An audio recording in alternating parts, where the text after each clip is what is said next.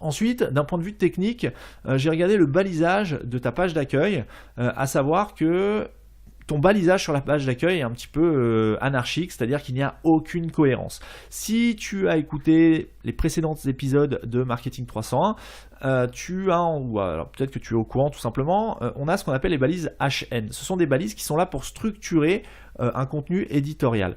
À savoir qu'on peut avoir une balise H1, H2, H3, H4 jusqu'à H6. Ça permet de structurer et de faire comprendre au bot, mais aussi à ton lecteur, le sens de ton contenu et l'importance de chaque partie de ton contenu. À savoir que le titre principal de ton contenu sera théoriquement, si tu fais les choses comme il se doit et de façon optimale, entouré d'une balise H1. Petite précision, il est important de n'avoir qu'une seule balise H1 par page et non pas plusieurs.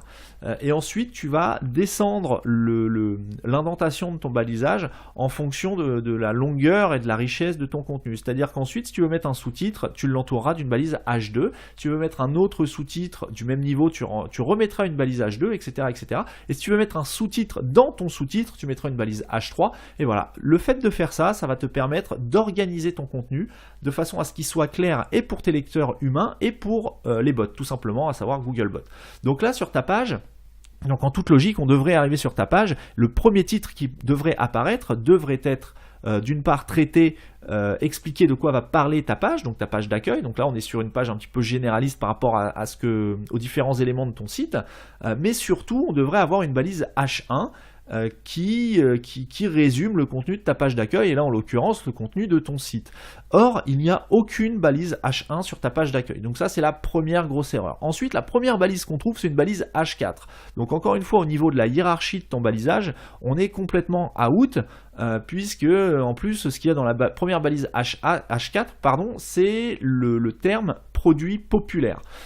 Donc là, en gros, si je me fais l'avocat du diable, tu es en train d'expliquer à Google, donc je vulgarise encore une fois, s'il y a des SEO, des experts SEO qui m'écoutent, ne vous arrachez pas les cheveux, le but c'est de vulgariser pour que le concept soit appréhendé et compris. Je ne vais pas rentrer dans le technique de la sémantique, etc., etc. Ça fera peut-être l'objet d'un autre épisode, mais là, c'est pas du tout l'objectif. Donc, là, tu es en train d'expliquer à Google que le terme produit populaire, c'est un terme important qui va lui permettre de comprendre la thématique de ton site. Or, pas du tout. C'est juste un élément marketing qui ne devrait pas se trouver dans une balise H d'ailleurs.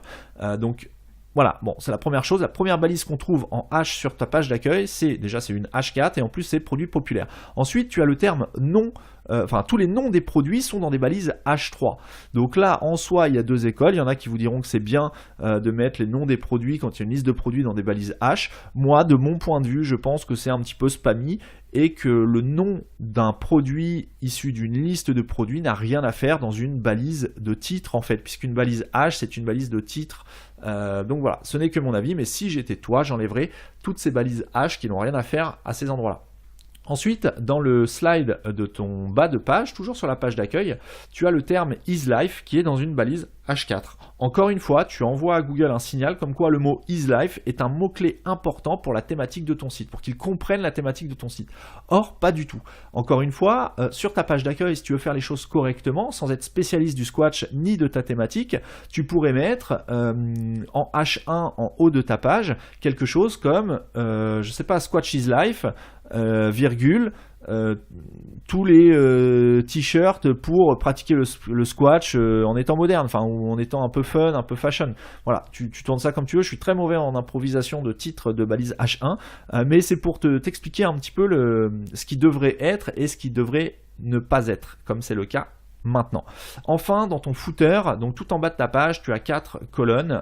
Une colonne avec un titre Contactez-nous, informations, nos offres et mon compte. Ça, ces 4 titres sont dans des balises H4. Encore une fois, tu envoies les mauvais indicateurs, les mauvais signaux à Google, et c'est pas pour ça, si tu veux, qu'il va te pénaliser, il va pas te blacklister parce que tu as mis des mauvaises balises HN. Par contre, d'un point de vue optimisation technique de ton balisage de ton thème, t'es pas du tout optimal et tu perturbes Google, tu ne l'incites pas à comprendre facilement de quoi tu parles et ce que tu veux proposer à tes visiteurs. Et Google, lui, ce qu'il veut, c'est des choses simples, compréhensibles et logiques. Là, il n'y a rien de logique. D'un point de vue technique, en tout cas, on est sur un site qui est lent, qui n'est pas optimisé pour les mobiles, en tout cas pas d'après les critères de Google, qui est sur une IP étrangère alors que tu vises une audience française et ton site est en français, tu es hébergé, ton IP est utilisé par plus de 13 000 autres sites, et en plus l'adresse IP sur laquelle tu es hébergé est dans une blocklist Adult Hosting. Donc voilà, et en plus de ça, les éléments que tu apporte à Google pour l'aider à comprendre, à appréhender ton contenu,